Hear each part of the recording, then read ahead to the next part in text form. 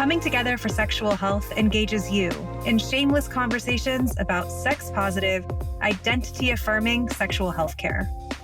We keep our attention on those most impacted by STIs, HIV, and structural barriers. We're powered by nationally recognized experts in sexual health at the University of California, San Francisco, and the California Prevention Training Center.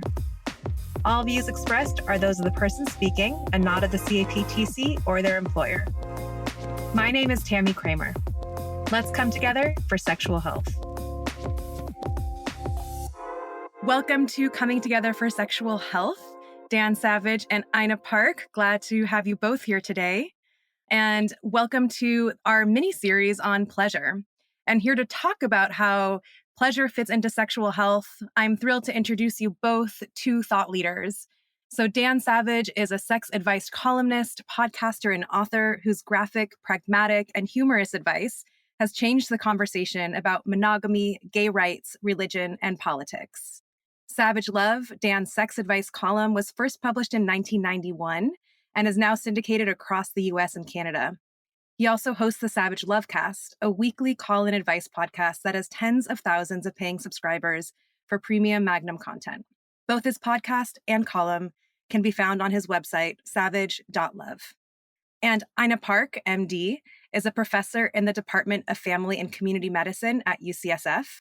And lucky for me, she's my colleague at the California Prevention Training Center, where she's the principal investigator. Dr. Park is a medical consultant for the Division of STD Prevention at the CDC. In 2021, she published the hilarious and informative book, Strange Bedfellows: Adventures in the Science, History, and Surprising Secrets of STDs. So welcome, Dan, and welcome, Ina. Thank you. Thank you. Excited to be here. So I'm going to start us off with a question, and then I will pass the mic to Ina, who will keep the conversation going. So to start us off, how did the two of you meet?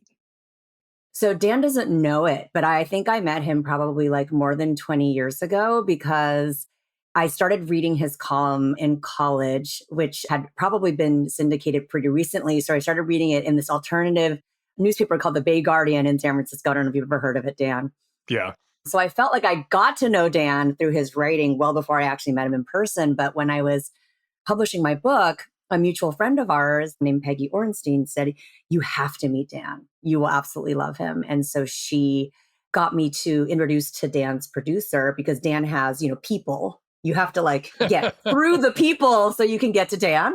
And once I got through to him, I fell in love with him, even though he doesn't play on my team. But, I've wanted to work with him for a very long time. And then I decided to ask him also to write together, which was really, really sweet. And we just did an opinion piece on gay men and MPOX recently. So that's my story of the relationship with Dan. Well, luckily my people are hot, so they're fun to go through to get to me. I was given Ina's book to read and absolutely loved it and had Ina on the show. And Ina's been so generous ever since we first had her on the show to talk about Strange Bedfellows with her expertise and sharing it with my listeners and my readers. Peggy passing the book on to me was the beginning of a beautiful friendship. Yes. So Dan, now I get to take the floor for a minute because this podcast is about sexual health and this little mini series is about pleasure. And I have to tell you, I got to make some confessions here about how I have thought about sexual health for a very long time. And being medically trained, I will tell you, I really thought of it as very much just the absence of disease. And other components of sexual health really did not come into my purview, but I am guessing that you think about sexual health really differently. And I want you to share a little bit about your probably broader definition in your mind as you've, talked to thousands of people about their sexual health. Well, the way sexual health was always framed when I was growing up was the path to achieving optimal sexual health was to have as little or no sex as possible. That having sex brought into your life risks. And if everyone could just agree to have as little sex as possible with the smallest number of people possible, everyone would be very sexually healthy. Everyone would also potentially be sexually miserable because what's fulfilling for one person, and maybe there are people out there that waiting until marriage and then having a monogamous relationship, one man, one woman for life, they used to call that, is their path to sexual fulfillment and they will be blissfully happy. That is not, I think, the overwhelming majority of people's idea of sexual fulfillment. And I think sexual fulfillment and sexual health really work hand in hand. They reinforce each other. If you're sexually repressed, if you're miserable sexually, you're likelier when opportunities present themselves to lunge at them in a way where the risk is greater than it might be if you brought into your life the things you wanted to do, the people you wanted to sleep with in a thoughtful way. And that's the kind of sort of universal sexual health that I have long advocated. That how can you be who you are sexually, do what you want to do sexually, be with the people or person you want to be with while minimizing and mitigating those risks. I long ago identified this weird tick when it came to sex as a human activity, as a potential pleasure center, where with this one activity, no risk at all was the only acceptable degree of risk. And if there was any risk inherent in the sexual activities that you were enjoying or indulging in, that was irrational, which is a weird standard because we apply that standard to no other human activity. Dinner comes with risks of foodborne pathogens. And choking on a big piece of meat. Choking on a big piece of meat, that's not just a risk for dinner, that's a risk for going It's a to risk for Berlin. sex. Yeah, it's Yes. a risk for sex. But, you know, people have a chicken salad for lunch and die of salmonella poisoning. We say to people, cook that chicken, don't eat the raw chicken, and you'll be less likely to die from chicken salad for lunch.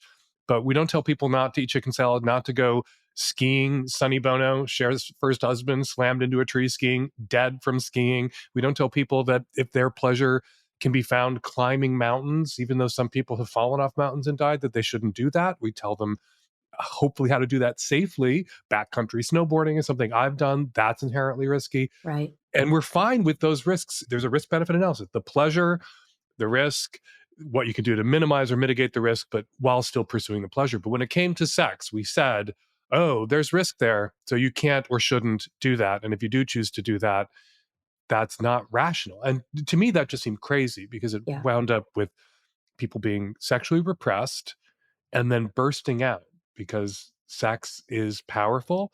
We pretend we're in charge of it when it's in charge of us. We are a product of millions of years of evolution driven by sexual intercourse. It's building whatever comes after us. And Right.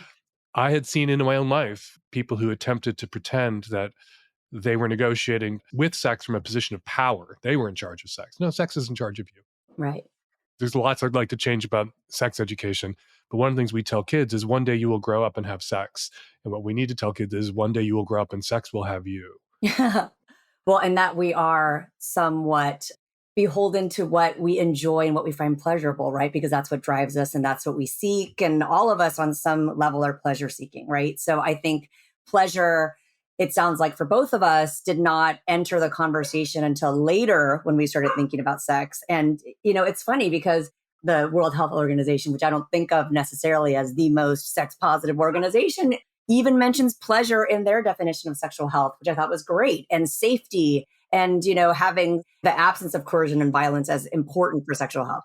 I think, you know, the whole pleasure topic and the fact that pleasure and sexual health can be intertwined is something that, from the medical standpoint, I am really not used to. And it sounds like you have evolved, Dan, to be able to integrate those two ideas finally in your own mind. When you think about it, pleasure is why we have sex 99.999% of the time. We have sex for fun, intimacy, connection, to create community, whether that's a community of two people in a relationship that's exclusive and long term, or a community of friends or lovers who are sexual. That's what sex is for. And we walk around pretending sex is for reproduction. When we look around and we see what sex is actually doing in the lives of our friends, our lovers, our partners, our communities, our cultures, and it's doing something so much more than just making more humans. And that's the complicated part, the pleasure part. And it's hard for people to talk about because there's still this lingering sense that sex for pleasure is somehow illegitimate. I'm 58 years old. I'm old enough to remember a time when it was a kind of culture war roaring debate about reproductive sex and sex for pleasure. And sex for pleasure was held up as illegitimate somehow. Procreative sex, recreational sex. Those were the words I was searching for. Those Yeah. were the terms applied to it in the 70s when I was coming of age. It was procreative sex and recreational sex. And I think the emergence of large communities of openly gay men and lesbian women really did call the question for straight people, not about whether they could put up with us, tolerate knowing that they knew that we existed as opposed to knowing us without knowing we existed. But our lives really demonstrated what sex actually did, which was create couples, create throubles, create communities, create bonds, create pleasure, but not just in our lives, in straight people's lives too. It was very dislocating for me as a kid, as a gay kid, to be told constantly that there was something wrong with the sex I was having or wanted to have because it couldn't make a baby, when all I saw in my life were straight people having sex, desperately trying not to make babies, Right. getting abortions, getting their hands on condoms, getting onto contraceptives, having sex, and then in a white hot panic that they might have gotten pregnant or gotten someone pregnant. And it seemed to me like if procreation was the whole point, and it made straight sex morally superior to gay sex, why were you straight people that I knew always in such a white hot panic about Right. About getting pregnant accidentally. It's true. avoiding conception? Right. Well, and I feel like anxiety and fear are one of those barriers, you know what I mean, to actually experiencing pleasure. And I wanted to ask you actually about that because I know you've talked to thousands of people about their sex lives. And I'm curious, what do you feel like are the most common things that you hear that are getting in the way of people experiencing pleasure? Fear of rejection. Hmm. People will often wait. They're dating someone and they don't tell that person who they are or what they want. Often with women who are so socialized to bury their own desires under caring for others, nurturing for others, meeting men's needs, women often don't realize until long into a relationship what their own desires are. They surface for women, I think, often later in life. And people get into this corner where the stakes are now so high. If I tell you who I really am, what I really want, I've made a huge emotional investment. Maybe we're married, maybe we have kids. And Hmm. so you leaving me now because of who I really am sexually, whether I'm bi and I never told you that, whether I have kinks that I've never told you about, is scary.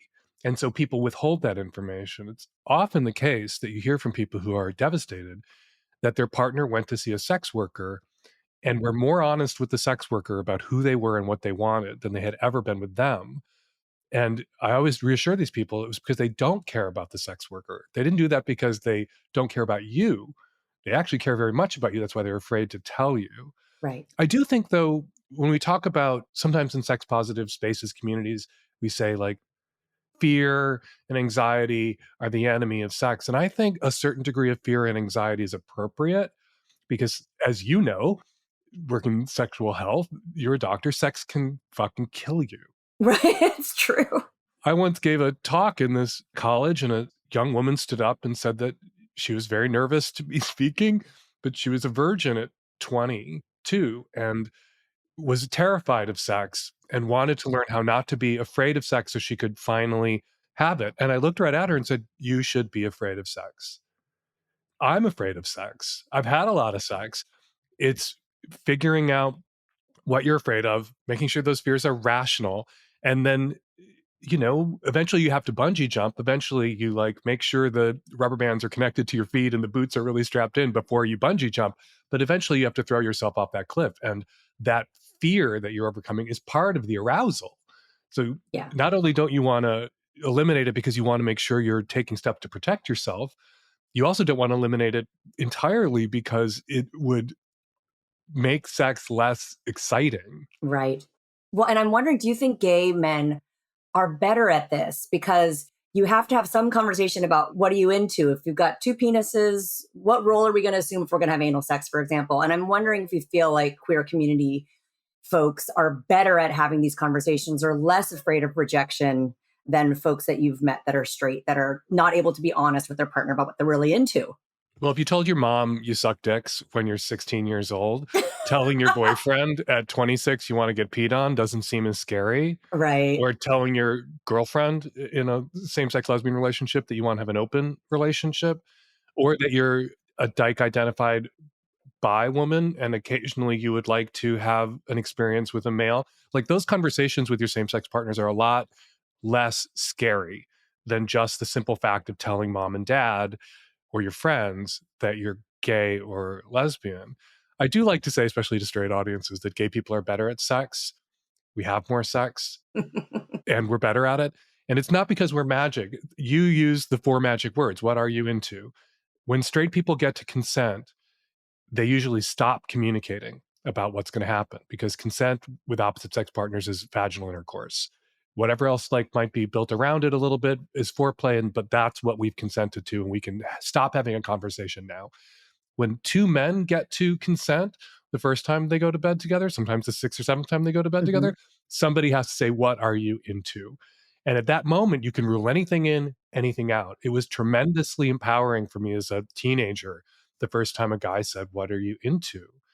and wanted me to answer that question and needed me to answer that question, because nothing could happen if we couldn't have that conversation. That's right.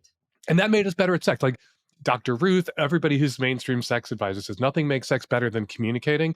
Gay people communicate because we must. Straight people often avoid communicating because they don't have to. I don't think gay people are morally superior because we have these conversations. We're compelled to have these conversations that we might avoid, like straight people do if we could. Yeah.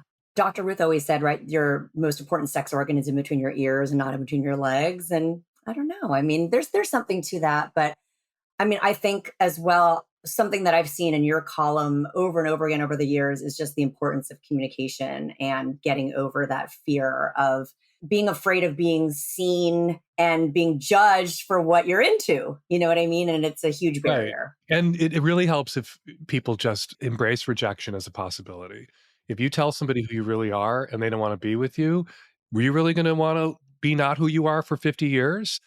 Like, you want to dig through the 7, 8 billion potential partners for you on the planet to find people that will work for you. Not the person. There's not the one out there. There's lots of potential ones. And if somebody's really wrong for you or you're wrong with them, the sooner you figure that out, I don't think, over the appetizers on your first date, you start blurting Right. out who you are sexually. You want to feel each other out. You want to demonstrate like a high emotional intelligence. Sometimes you get to know somebody and they have a sexual interest, or there's something about them that you've never really thought about before. And sex negativity really primes us to be like, ew, yuck, no, if it's not something you've ever thought of. I always encourage people to, instead of saying no, say, oh, which means like, tell me more. Tell me more. Exactly. Maybe I'd be into that. My husband just got back from Folsom, Berlin, which is a big gay leather Yeah. festival in Berlin. And I always say there's 2 kinds of guys you meet at Folsom, Berlin. You meet the guys who were tying themselves up when they were 12 years old, and you Mhm. meet the guys who fell in love with those guys, right? And some people grow into kink or certain sexual activities or pleasures because they fell in love with someone who had them. It didn't leave them feeling shattered. It didn't make them feel dehumanized, leave them curled up in the fetal position on the floor in the bathroom afterwards crying. And their sexuality kind of like grew to encompass their partner's sexuality. And that can be a beautiful thing. Yeah. I mean, I feel more often what I hear is that people, especially I talk to a lot of straight women, and that people really suppress or they put their pleasure sort of secondary to their partner's pleasure. And so then, therefore, if you actually get into a pleasure conversation, you hear things like, I don't enjoy sex. And like, if you get further into it, like, I'll tell you like a common thing that I hear. I don't enjoy sex. I find it painful. And so for me, Dan, that sets off a whole sort of list of medical conditions, right, that this person could have. Maybe it's vaginal dryness because they're postmenopausal. Maybe they have an STI. Maybe they have vaginismus, that we're just like sort of a clamping down of the vaginal muscles. There's so many things that I think of like on the sort of medical list, but then there's also a lot, Dan, that I'm sure your readers have told you about past trauma or issues that have led then to inability to enjoy sex. Yes, people get hurt. People have bad sexual experiences. People have positive sexual experiences. The relationship goes south. And in retrospect, they feel bad about the sex they had. It sort of reframes and recasts the sex. And then, in the context of a long term relationship, there's just a lot of resentments that build up, and there's a lot of power dynamics at work. And, one of the ways that people can subconsciously retaliate against their partners is to withhold sex. And, sometimes people withhold sex because their partner isn't concerned about their pleasure. It's not pleasurable for them. Their partner is selfish and doesn't care. This is particularly a problem with men. There's an orgasm gap, and it's not men who aren't having orgasms in a lot of the sex they're having with women. It's Yep. women not having orgasms with men. And we know this is a men problem because there's no orgasm gap when it comes to lesbian sex, even lesbian sex among young lesbians and experienced women by women who are having sex with same-sex partners for the first time. There's no orgasm gap. So it's not a woman problem, it's a man problem. And what do you do? What do you do? Also, in long-term relationships, sex is painful or it's emotionally painful because people are just bored. Right. And I often find myself explaining to people who tell me that sex was exciting at the start, now it's not exciting, and they've identified that as a problem with the relationship. It's a misidentification, I think. It's a miscategorization because, sex was adventurous, it was exciting, and now it's boring, something's wrong with us. And what you need to really keep in the forefront of your mind is at the beginning of a relationship, you're the adventure they're on, they're the adventure you're on. 10 years in, they are not a mystery to you anymore. Risk, danger is not built in. That like adrenaline pumping, even cortisone, the fear hormone pumping at the start, gone. And if you miss that, you need to link arms as a couple and go on an adventure together because you're not the adventure either is on anymore. And that is impossible after a decade together. You will never be the adventure again, but there are adventures out there you can have together. That doesn't mean you have to open the relationship if you're monogamous. It just means you have to get out of grooves and ruts and surprise each other, which presumes that you're still sexually attracted to each other or ever were. Now, some Right. people partner up or marry and aren't interested in sex, and then they do their best to kind of dial it down and cut their partner off. That's just emotionally and sexually cruel and unfair. We have to be realistic about that. We talk to couples about their sex lives as if, we can just like set the dials, they'll be having lots of sex because, of course, they both want to. Sometimes the case that one person is pretending they want to or ever wanted to and just trying to run out the clock on the way to like, now we're 70 and we don't have to anymore. Right. And as you know, literally so that is absolutely occurring, right, in relationships. And then this actually is a really great segue because I've been thinking a lot about this, is that when you do get to a certain age, there can actually be, legitimate medical dysfunction, like you have erectile dysfunction, or let's say, folks who've been through menopause or have had childbirth trauma or whatever, and literally Mm. can't have penile vaginal sex, for example, anymore. And I'm curious if you've had your audience come to you and say, I literally can't do X, Y, and Z anymore because of whatever medical issue. And sort of how do you tailor your advice based on people coming to you and saying, I can't do what used to be pleasurable for me? That's why everyone needs to get into a time machine and return to their late teens, early 20s and Right. not have sex just be one thing or always terminating in one thing. Right. If sex is not just PIV or not just PIA or PIB, I like to call it because it rhymes, PIV, PIB, PIT. If you have a broad definition of sex and you regard oral sex, mutual masturbation, fantasy play, frottage, toys, vibrators, outer course.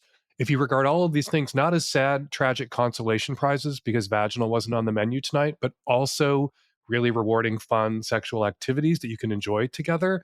And the person who might be penetrated typically isn't, whenever you begin to be intimate, fearing or expecting that they may disappoint you if they can't do penetration. If you have that broad definition of sex, if because of a traumatic childbirth, PIV is off the menu, for a while or permanently, then you have all these other enjoyable, mutually sexual activities that you can engage in. But if you framed them for 20 years as sad consolation prizes, not really sex or not anything you do, I think, if I was a marital counselor for straight people, and I kind of am, I would assign them like 3 months a year. Right. You have to take PIV off the menu Right. You have and to do have a lot of something sex. else. And here's what else is on the menu. We don't even, a lot of us don't even know what else is on the menu. So I think you have to spend some time exploring that. But that would be great to say, you can't do this. Right.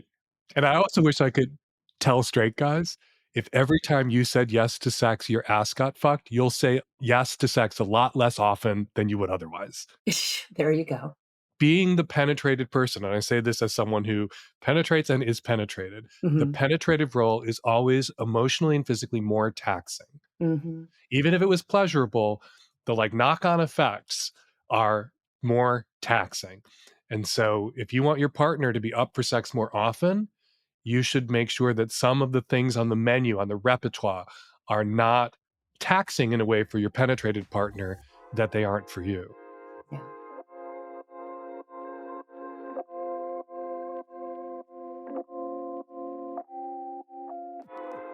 I'm wondering because we were talking also about taking PIV off the menu and sort of expanding our definition of what sex is.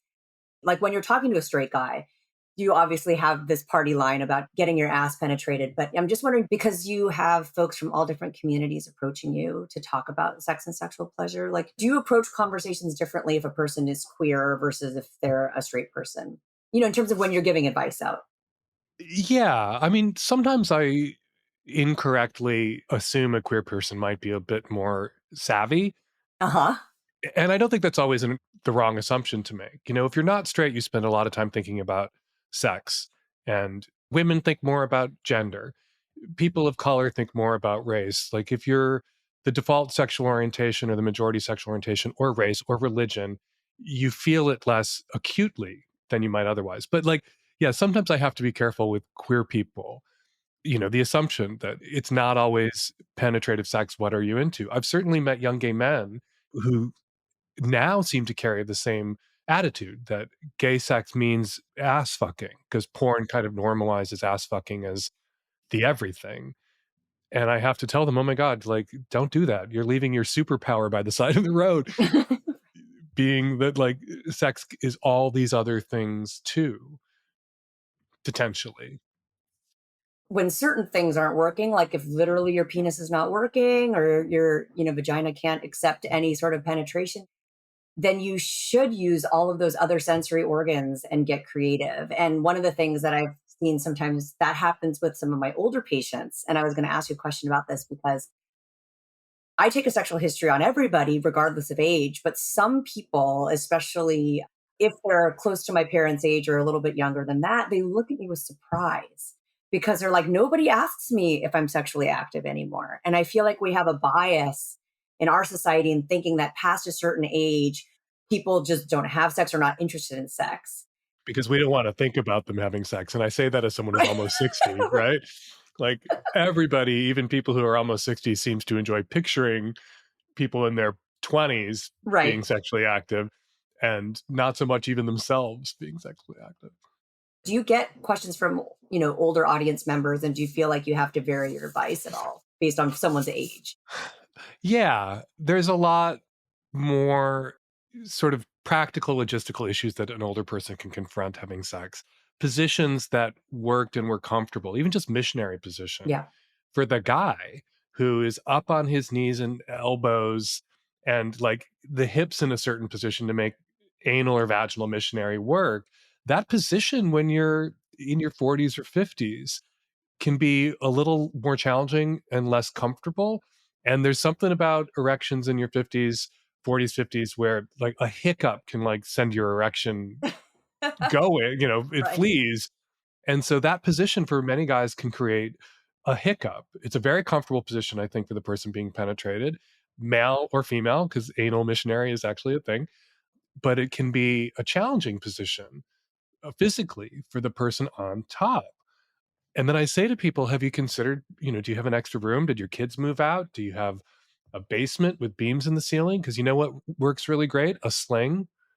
And then people's, a sling is for the sex perverts at the mine shaft in the 70s. But a sex sling is actually a really great toy tool for older people where you can stand and fuck in the missionary position in a way that if you don't have a kitchen counter at exactly the right height and the kitchen counter, if you do have one, isn't comfortable for the person laying on it, a sling is a great thing to invest in if you want your sex life to continue into your 50s and 60s, says the 58-year-old man from experience. Well, says the 50-year-old woman who, guess what? Like, I don't want to lay down on the hard kitchen floor. A sling sounds like a great idea for relieving pressure points. I like this. They release pressure points and you can rock back and forth. The person in the sling can actually control the movement by just like rocking a little bit and slide up and down on the deck if that's what they want to do. Slings they should be in every suburban home. I feel like this is such practical advice that I feel like every physician should know about this. And yet I have never given this advice to anybody, and I need to start doing it. This is like sound medical advice from Dan It Savage is and Ina it's a Park. very comfortable position to get fucked in. Yeah, I love this idea. But can I also just tell you that this is such a refreshing conversation. And I'm going to tell you that as a physician, I sometimes have my own discomfort around having a conversation like this with a patient, even though I bet you if we go there, I'm sure they deeply appreciate it. But I myself am kind of afraid to go there sometimes. You should be able to recommend a sling to people.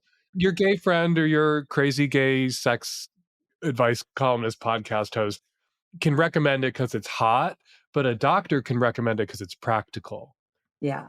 There's a kind of practicality to it as you age that makes it more like, I think a doctor could talk about the way some doctors talk about bolsters and pillows that people get to prop themselves up during sex. Helps a lot for larger folks to have those kinds of bolsters. Yep. I've seen, people who were very large in slings who seemed very comfortable in them.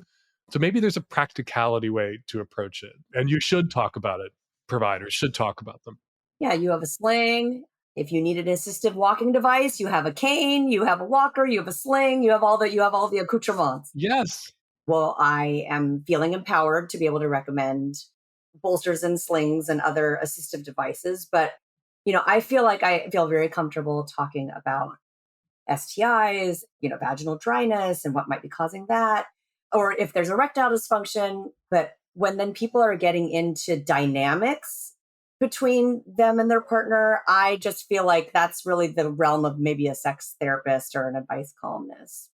Do you ever have moments where you say, I really think that you need to see a sex therapist and I actually don't feel like I can give you advice?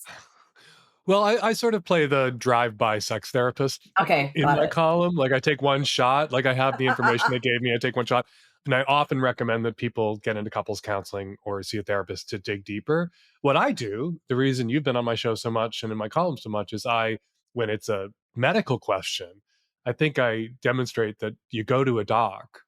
You Right, go, you go to the authority and the expert on that. right.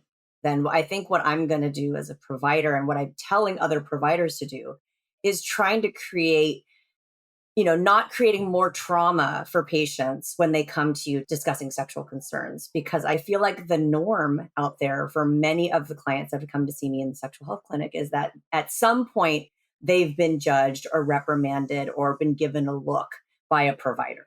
I mean, I'm sure that's happened to your audience too, Dan.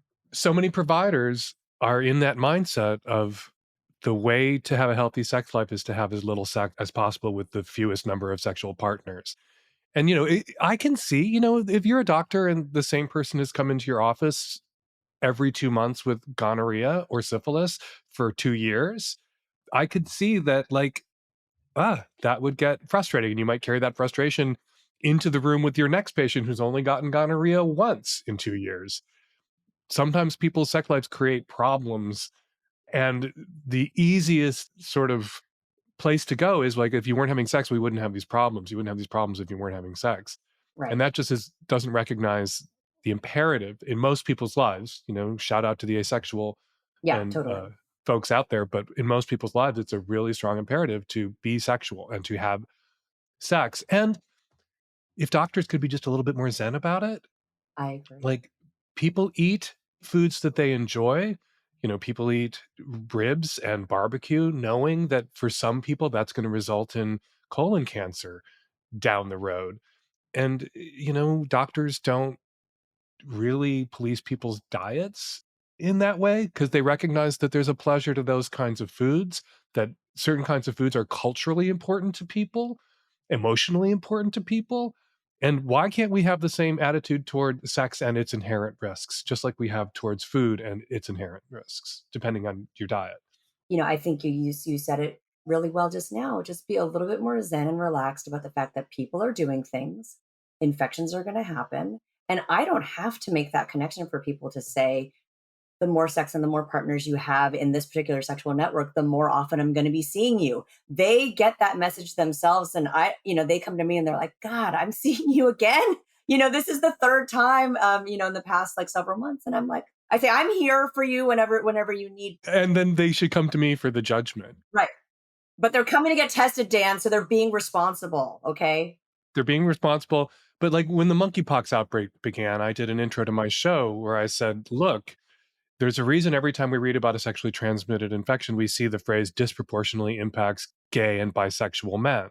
We Right. have a lot more sex Mm-hmm. because we're men having sex with men, and our sex partners aren't negotiating sex with us from a position of fear and terror as women negotiate sex with men. Right. So we have a lot more opportunities. When straight guys say to me, why can't women be more like gay men? I tell them because of you, because of straight guys and the way they treat women. Mm-hmm. And so like we can't pretend that our sex lives don't up our risks. Right. And we have to take responsibility for that. I just interviewed one of your colleagues about doxypep, another way that people with a lot of sex partners can take responsibility for their sex lives.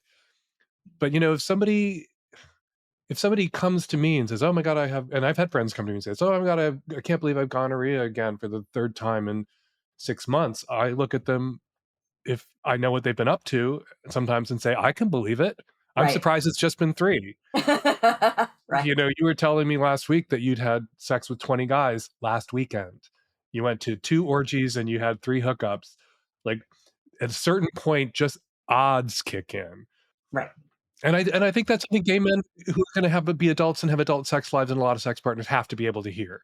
Like, come on. It's cosmically unfair that my straight brother in a monogamous relationship hasn't had an STI in 25 years. Well, and he's never going to have one. He's not going to have one in that sexual network. He just won't. I know, I know. And my straight brother is envious of like my crazy sex life, and I'm envious sometimes of his safety.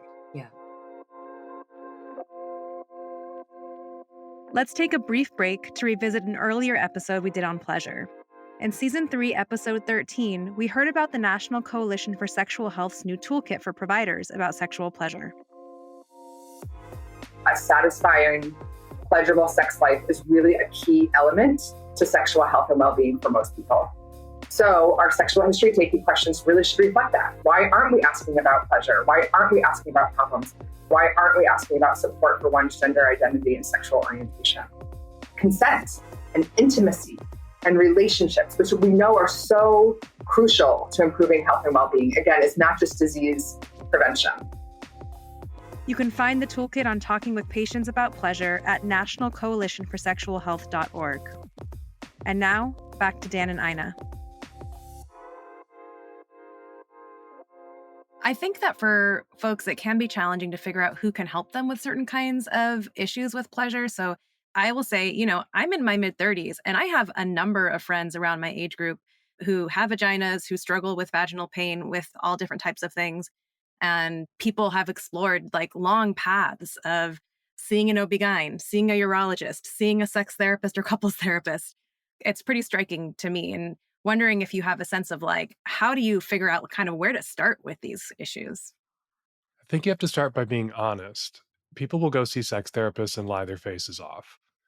They'll go see a sex counselor and they'll still keep saying the things they think they're supposed to say, talking about the things they think they're supposed to want, including their partner, which they may not always be the case. One of the things I talk about often in my column, and I think we need to talk about more, are companionate relationships. And the fact of the matter is, if you get people to be really honest, after a few decades together, almost all marriages are companionate. Nobody looks at a picture of a couple that's been married for 70 years. They met in their 20s and their 90s are still holding hands and think, oh, those guys are fucking. They think at some point that couple stopped fucking. I wonder when that point was. And that comes. And then what do you do with that? Do you craft a reasonable accommodation? Do you turn a blind eye if your partner cheats?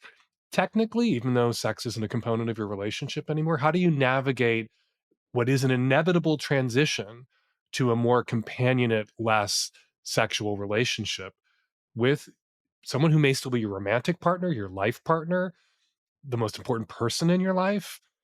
And that's a hard thing to talk about because we feel like we're failing or being failed by each other, when actually, the longer you live with someone, the more like siblings you're going to feel. What do you do about that? Get 2 apartments in the same building? Don't technically live together? Have a lot of alone time? Go on vacations separately? There's lots of advice out there. Bring in a third person. I mean, there's many things people can do, but yeah. Or a fourth, worked for me and Terry. Yep. Like, there are things that you can do if sex is important. And if, the sex goes away and it's not a sexual relationship anymore, and neither of you is interested really in sex with other people or each other, and everybody's happy, it is not a problem. There is not a certain amount of sex a couple needs to be having to prove to each other or anybody else that they're in love or still a couple or still committed. Right.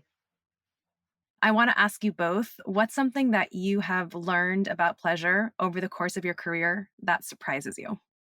I think when I first started practicing and seeing patients in San Francisco, I was just not fully awake to the range of kink and all the varied activities that folks engage in. And it's been a wonderful experience just to know like the kinds of things that turn people on. And I feel gratified that people feel comfortable telling me, because they're coming in because they're presuming that they probably have some infection or disease. Most people are coming in a little bit anxious and nervous, so when we get into practices and people are like open with me about, how much they enjoy fisting, for example, or any type of kink practice, that's been great for me. And then sometimes certain piercings that I look at and I'm like, that looks like it hurts so much. And they're like, no, it's wonderful. They're like, no, I love the piercing. And I'm, so that's been a surprise and delight, I would say, for me as well. What surprised me, really, because, I came into my adult sense of my sexuality as gay. So, like, things I thought were pleasurable, my brothers didn't, and vice versa, but also as kinky. And so I was like, yeah, that's a weird thing to be turned on by. And so there's probably, I can infer lots of other people out there turned on by things that are weird or that I might consider weird. And it's all okay. What for me was surprising to learn really was about asexuality. Like that, I Mm. had a really hard time Mhm. wrapping my head around. Not the like, it's a vast and broad spectrum to the point of meaninglessness, which actually annoys me when somebody says, I identify as asexual, but I have a lot of sex and I feel desire and I want to have more sex than I do. And it's like, if we want asexuality to mean something, like there being an umbrella that's just so vast that somebody who is a sexual person can come under it, which is not, some asexual people, like I know a lot about it now, have sex, enjoy sex for the intimacy and the gift they're giving their partner, but no real desire themselves. That's, I think, a more legitimate form of asexual identity. But people who are truly asexual and aromantic, like that to me was like not a hard thing to accept. Like I listened to ace people and aromantic people when they began to yell at me because I got it wrong initially.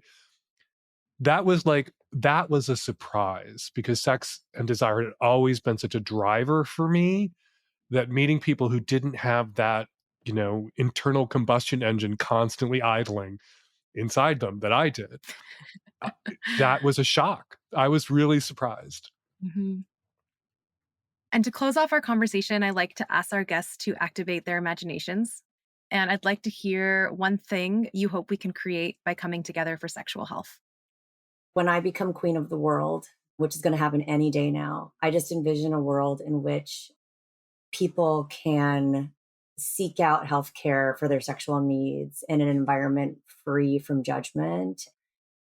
And I feel like to be in a real sort of partnership and relationship with your provider so that, we can actually work together towards, making you sexually sort of happy and fulfilled and healthy. I just would love that. I think there's far few providers who are actually having those kinds of relationships with their patients. I want to live in a world where everyone has a provider like that. I have a provider like that. I'm going to say his name, Dr. Peter Shallett here in Seattle is Nice. my internist, and he's great. I also want to live in a world where everybody has a really close friend who knows them and knows who they are sexually, but isn't a sex partner or an object of desire that they can talk to and really open up to about what they're doing, who they are, the risks they're taking. Here's something I did once that no MD could do. I had a friend, this is back before PrEP, back before protease inhibitors in the cocktail when HIV was still a death sentence in the early 90s. I had a friend come and tell me that he had unsafe sex and did this thing. And I had literally just been at a funeral for a friend who died of AIDS. And I had the September issue of Vanity Fair in my hand, which is a brick. And I hit him with it. hard on the head. Like, what the fuck are you doing? Right? Like, this is me saying everybody needs a friend like me, I guess, but everybody needs that person. And I've had that person in my life too, who pulled me up short, who could say to me, that's dumb and ridiculous and you're being an asshole to yourself or other people. And I think that's as important, a little bit of judgment, someone you trust, whose judgment you trust, so that when they, in a loving way, judge you and find you lacking or point out some blind spot, something you weren't seeing, that you can take that from them. You know, a doctor you see once or twice a year, that kind of judgment, but a friend who's always there for you, who loves you through thick and thin, and who can say to you, don't, or hit you with a rolled up September issue of Vanity Fair on top of the head to get through to you how dangerous and stupid that was. I was like, literally, the next time you're about to do that, I want you to remember getting hit on the head. You're going to think, I got smacked for this. And then there goes your erection. I got hit on the head and now I can't. Some new neural pathways there. Well, thank you both so much. Thank you particularly, Dan, for coming on. I really appreciate it. And Ina, always wonderful to have you on as well. It was absolutely my pleasure. Bye, Dan. Thanks for listening. And please follow and rate us wherever you get your podcasts. This will help more people find us. Check out the show notes for the resources mentioned in this episode. You'll also find a link to the transcript of the show. Connect with us on Instagram at ComingTogetherPod, on Twitter at CaliforniaPTC, and at ComingTogetherPod.com. This podcast is produced by me, Tammy Kramer, and is edited by Isaiah Ashburn. Thank you for coming together for sexual health.